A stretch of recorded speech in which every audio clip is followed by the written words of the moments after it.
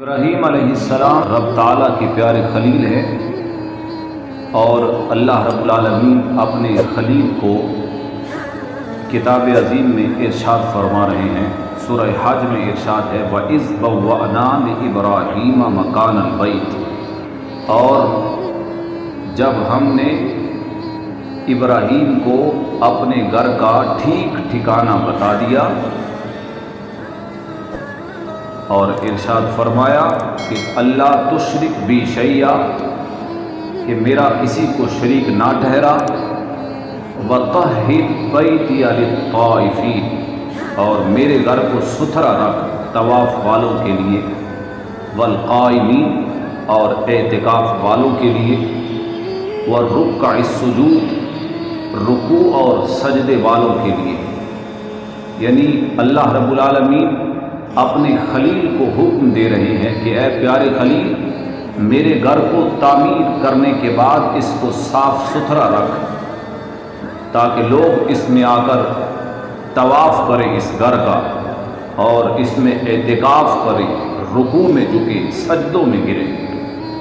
آگے ارشاد ہے وَأَذِّن فِي النَّاسِ بِالْحَجِّ، اور پھر اللہ رب العالمین نے حکم دیا کہ اب اے ابراہیم، تو نے اس گھر کو تو تعمیر کر لیا، اب اس گھر کے حج کے لیے لوگوں میں عام ندا کر دو۔ ابراہیم علیہ السلام عرض کرتے ہیں مولا، یہاں تو دور دور تک انسانیت کا تصور نظر نہیں آ رہا، تو بھلا میری آواز کہاں تک پہنچے گی؟ اللہ رب العالمین نے فرمایا کہ اے پیارے خلیل، تیرا کام ہے آواز دینا، لوگوں تک پہنچانا میرا کام ہے۔ تو ابراہیم علیہ السلام جبل ابو قبیس پر کھڑے ہو کر آواز دیتے ہیں لوگوں کو کہ اے لوگوں، تمہارے رب نے اپنا ایک گھر بنایا ہے، اس گھر کے لیے، اس گھر کے حج کے لیے روانہ ہو۔ تو عزیزان گرامی، جب ابراہیم علیہ السلام نے جبل ابو قبیس پر آواز کو بلند کیا، تمام پہاڑ جھک گئے، اور وہ آواز دور دور تک ابراہیم علیہ السلام کی پہنچی، حتیٰ کہ جو اپنی ماؤں کے رحموں میں تھے اور باپوں کی پشتوں میں تھے، ان تک بھی وہ آواز پہنچی۔ راستے میں پتھر اور ڈھیلے درخت، ان سب تک یہ آواز پہنچتی ہے، اور جنہوں نے اس آواز کو سنا جہاں جہاں موجود تھے، ہر طرف سے لبیک اللہم لبیک کی صدائیں بلند ہونے لگی۔ تو جن کے مقدر میں، جن کی قسمت میں حج اللہ رب العالمین نے لکھ دیا ہے، وہ انہوں نے اس آواز پر لبیک کہا۔ تو قیامت تک اہل ایمان رب تعالیٰ کے اس گھر کا حج کرتے رہیں گے۔ حج اسلام کا ایک بنیادی رکن ہے، اور صاحب استطاعت پر زندگی میں ایک بار فرض ہے۔ حج کن کے مقدر میں ہے، وہ تو اللہ رب العالمین کی طرف سے طے شدہ بات ہے۔ تو اب قبول کن کا ہے، یہ بات طے نہیں ہے۔ قبول انہی کا ہوگا جو خالصتاً اپنے رب کی رضا کے لیے، اس رب کے لیے انہوں نے حج کیا۔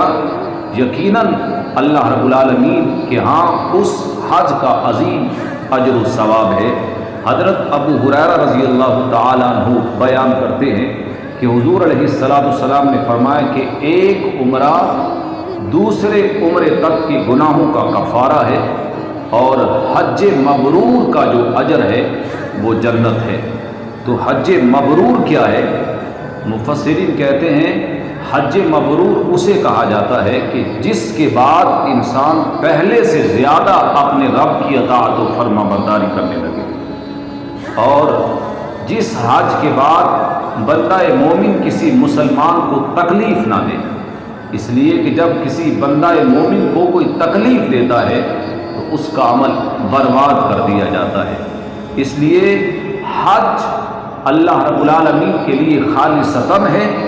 جب تک ہم اپنی نیتوں کو، اپنے اعمال کو اپنے رب کے لیے خاص نہ کر دیں گے، چاہے ہم ہر سال اپنے رب کے گھر کا طواف کرتے رہیں، اللہ رب العالمین کی بارگاہ میں وہ عمل مقبول نہیں ہوگا جب تک ہمارے دل کی نیت، دل کا ارادہ اور حج کرنے کے بعد ہماری زندگی پہلے سے زیادہ اسلام کے مطابق نہ ہو جائے، تب تک اللہ رب العالمین کے ہاں کوئی عمل مقبول نہیں ہے۔ مفسرین کہتے ہیں کہ حج مبرور سے مراد یہ بھی ہے کہ بندہ مومن پہلے سے زیادہ اپنے رب کی اطاعت و فرما برداری میں لگ جائے۔ تو طواف ایک دیوانہ وار بات ہے۔ آج ہم اپنے اعمال کو دکھاوا دنیا کی نظر کر دیتے ہیں، اور جب حج کے لیے جاتے ہیں احرام باندھا جاتا ہے۔ احرام ایک نمونہ کفن ہے کہ ہم اس حالت میں بھی ہمارے دل میں دنیا بسی ہوتی ہے کہ آج احرام باندھنے والے احرام باندھ کر سیلفیاں لے رہے ہیں تاکہ لوگ ہمیں دیکھیں کہ ہم کیا کر رہے ہیں۔ عزیزان گرامی، جب تک ہم عمل اس لیے نہ کریں کہ ہمارا رب ہمیں دیکھے کہ ہم میں عاجزی کتنی ہے۔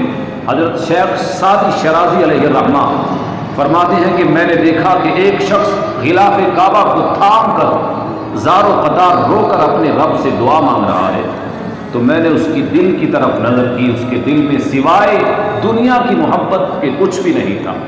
اور ایک شخص بغداد کے بازار میں سودا بیچ رہا ہے، اس کا لباس پھٹا پرانا ہے اور اس کے بالوں پر گرد جمی ہے۔ آپ فرماتے ہیں میں نے اس کی دل کی طرف نظر کی، اس کے دل میں سوائے خوف خدا کے کچھ بھی نہیں تھا۔ تو عزیزان گرامی، جب تک دل اپنے رب کے خوف سے لرز نہ جائے، جب تک دل میں اس کا خوف راسخ نہ ہو جائے، دل سے دنیا کی محبت نہ نکل جائے، تب تک یہ تمام اعمال برباد ہیں، باطل ہیں۔ سورہ دخان کی تفسیر میں تبیان القرآن میں تحریر ہے کہ ایک بوڑھا شخص نوجوان کے ساتھ حج پر جا رہا ہے۔ جب دونوں حج کے مقام پر پہنچے، احرام باندھا تو دونوں طواف کر رہے ہیں۔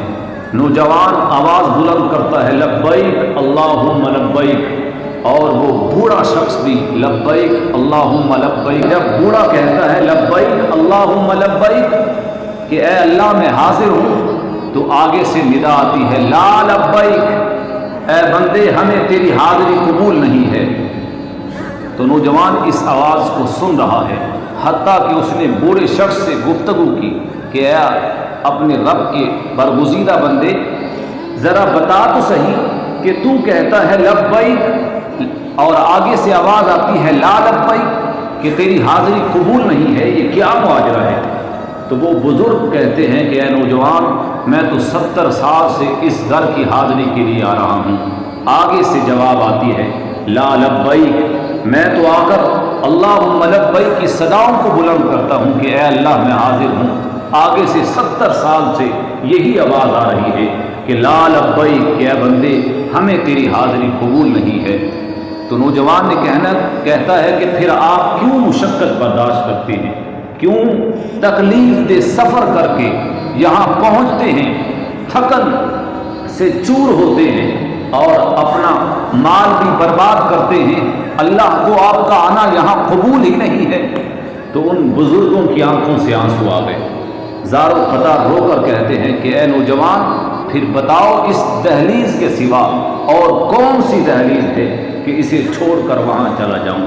جب ندامت کا ایک آنسو بہا تو ہاتف غیب سے آواز آئی اے بندے جا، آج تو نے دل سے ہماری بارگاہ میں آنسو بہائے ہیں، ہم نے تیری 70 سال کی حاضری کو قبول کر لیا ہے۔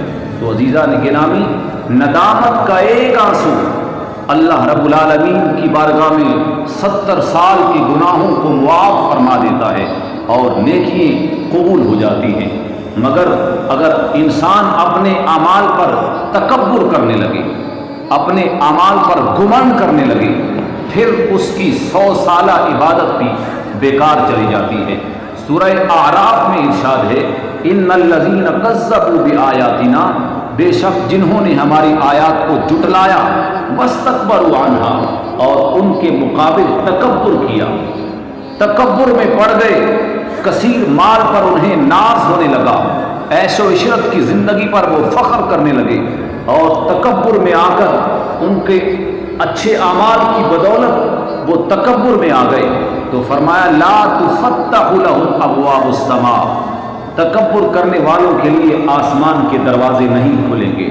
جب مومن کی موت ہوتی ہے تو اس کی روح کو آسمانوں کی طرف لے جایا جاتا ہے، آسمانوں کے فرشتے پوچھتے ہیں کون ہے، کہا جاتا ہے فلاں بن فلاں خوش بخت ہے، تو فرشتے آسمانوں کے دروازوں کو کھول دیتے ہیں۔ مگر جب بدبخت متکبر کی موت ہوتی ہے تو اس کی روح کو بھی آسمانوں کی طرف لے جایا جاتا ہے، آسمانوں کے فرشتے پوچھتے ہیں کون ہے، وہ کہتے ہیں یہ فلاں بن فلاں متکبر کی روح ہے، تو اس کے لیے آسمان کے دروازے نہیں کھولے جاتے۔ تو فرمایا لا تفتح لهم ابواب السماء، متکبرین کے لیے آسمانوں کے دروازے نہیں کھولے جاتے، ولا يدخلون الجنہ، اور نہ ہی جنت میں داخل کیے جائیں گے، حتی یلج الجمل فی سم الخیاط، یہاں تک کہ سوئی کے ناگے میں اونٹ داخل ہو جائے۔ یعنی اللہ رب العالمین فرما رہے ہیں کہ جیسے سوئی کے ناکے میں اونٹ داخل نہیں ہو سکتا، ویسے ہی تکبر کرنے والے اللہ رب العالمین کی جنت میں داخل نہیں ہو سکتے۔ تو عزیزان گرامی، اعمال سے عاجزی پیدا ہوتی ہے، جو عمل رب تعالیٰ کے لیے خاص ہو وہ اس عمل میں عاجزی آ جاتی ہے۔ بندہ مومن پہلے سے زیادہ عاجزی و انکساری کا مظاہرہ کرتا ہے۔ اگر انسان حج کرنے کے بعد آ کر پھر وہی خرافات میں کھو گیا، وہی جھوٹ، وہی فریب، وہی دھوکہ، وہی گالی گلوچ، تو پھر اللہ رب العالمین ایسے بندوں کے اعمال کو اپنی پاک بارگاہ میں قبول نہیں کرتے۔ عمل کرنے کے بعد جب بندہ مومن میں عاجزی ہو جائے تو سمجھ جاؤ کہ ہمارے رب نے ہمارے عمل کو قبول کر لیا ہے۔ مفسرین کہتے ہیں کہ ایک شخص مطاف میں کنکریوں پر سر رکھ کر زار و قطار رو رہا تھا، اور اس درد سے رو رہا تھا کہ لوگ اپنے طواف کو چھوڑ کر اس کی آہوں کو سن رہے تھے کہ وہ اپنے رب سے کیا دعا مانگ رہا ہے۔ وہ دعا یہ مانگ رہا تھا کہ اے مولا میرے گناہوں کو بخش دے، اگر تو نہیں بخشنا چاہتا تو قیامت کے دن مجھے اندھا اٹھانا، میں تیرا تو کیا تیری مخلوق کا بھی سامنا نہیں کر سکتا۔ اس درد سے دعا مانگ رہے تھے کہ ایک شخص اپنی دعاؤں کو چھوڑ کر اس شخص کے لیے دعا کرنے لگا کہ اے مولا اس کی دعا کو اپنی پاک بارگاہ میں قبول فرما لے۔ جب وہ دعا ختم کرنے کے بعد واپس جانے لگے تو ایک شخص نے سوچا کہ دیکھو تو صحیح کہ یہ کون ہے کہ جو اس قدر گناہ گار ہے، کہ اس قدر زار و قطار رو رو کر اپنے رب سے اپنی بخشش طلب کر رہا ہے۔ جب اس نے دیکھا تو وہ کوئی عام شخص نہیں تھے، بلکہ شیخ عبد القادر جیلانی تھے، قطب ربانی تھے، شہباز لامکانی تھے، کہ اس قدر رب تعالیٰ کے کامل ولی، مگر عاجزی کا مظاہرہ یہ ہے کہ مطاف میں اپنے رب کی بارگاہ میں سر رکھ کر اپنے گناہوں کی اس شدت سے معافی مانگ رہے ہیں، آنسو بہا رہے ہیں کہ لوگ اپنے طواف کو چھوڑ کر ان کے لیے دعائے بخشش کرنے لگے ہیں۔ تو عزیزان گرامی، حج ایک اسلام کا بنیادی رکن ہے، اس لیے اس کو سمجھیے، اس کا مقصود اپنے رب کی رضا ہے، اپنے رب کی رضا کا حصول ہے۔